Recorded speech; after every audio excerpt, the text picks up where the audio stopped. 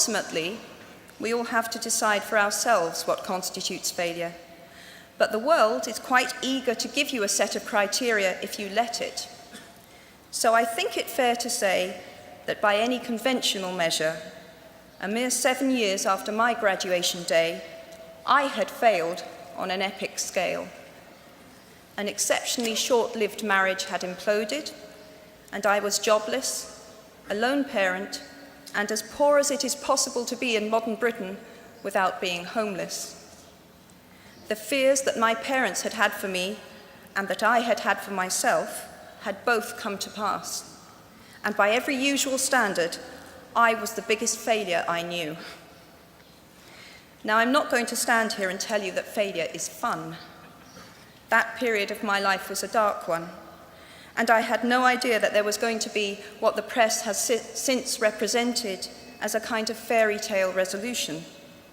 I had no idea then how far the tunnel extended, and for a long time, any light at the end of it was a hope rather than a reality. So why do I talk about the benefits of failure? Simply because failure meant a stripping away of the inessential.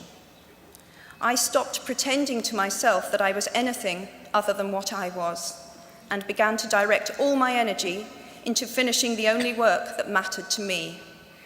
Had I really succeeded at anything else, I might never have found the determination to succeed in the one arena where I believed I truly belonged.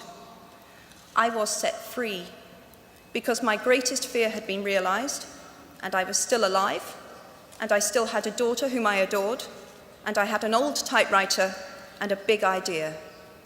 And so rock bottom became the solid foundation on which I rebuilt my life. You might never fail on the scale I did, but some failure in life is inevitable. It is impossible to live without failing at something, unless you live so cautiously that you might as well not have lived at all, in which case you fail by default.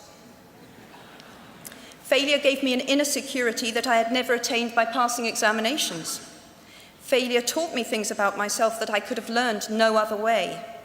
I discovered that I had a strong will and more discipline than I had suspected. I also found out that I had friends whose value was truly above the price of rubies. The knowledge that you have emerged wiser and stronger from setbacks means that you are, ever after, secure in your ability to survive. You will never truly know yourself or the strength of your relationships until both have been tested by adversity. Such knowledge is a true gift, for all that it is painfully won, and it has been worth more than any qualification I ever earned.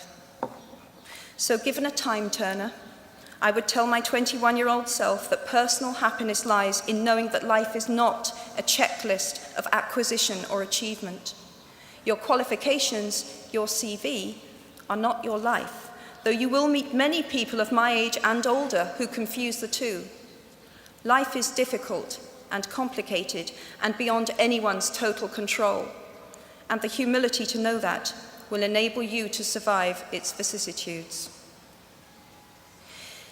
Now, you might think that I chose my second theme, the importance of imagination, because of the part it played in rebuilding my life, but that is not wholly so. Though I personally will defend the value of bedtime stories to my last gasp, I have learnt to value imagination in a much broader sense. Imagination is not only the uniquely human capacity to envision that which is not, and therefore the fount of all invention and innovation. In its arguably most transformative and revelatory capacity, it is the power that enables us to empathize with humans whose experiences we have never shared.